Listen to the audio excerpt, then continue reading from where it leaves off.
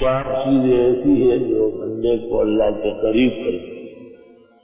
ایک تو کثرت سے لا الہ الا اللہ لا الہ الا اللہ، یا استغفار کا کلمہ، اور عادت کریمہ ہو کہ ہر وقت استغفر اللہ استغفر اللہ۔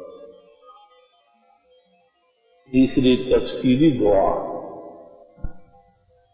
جب بھی دعا مانگے وقت لگا کے مانگے، دعا میں دوڑ دھوپ نہیں چلتی۔ اور چوتھی قرآن کریم کی تلاوت کھول کر پڑھنا زیادہ افضل ہے۔ حافظ کو اجازت ہے کہ یاد سے پڑھے تاکہ اس کا آموختہ اچھا نہ ہو جائے۔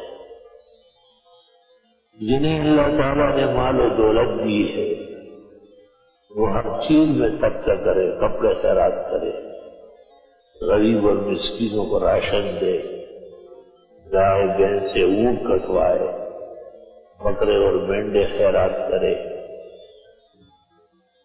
اللہ تعالیٰ کے اس عذاب کو، اس عالمی وبا کو اللہ تعالیٰ بہت جلدی دور فرمائے، راتوں کو لوگ جاگے اور اللہ کے حضور آنسو بہائے،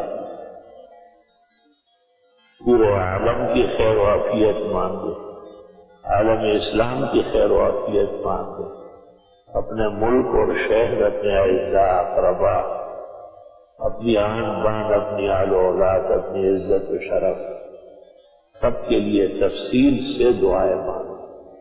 انشاءاللہ تعالی اللہ قبول فرمائے۔ صلی اللہ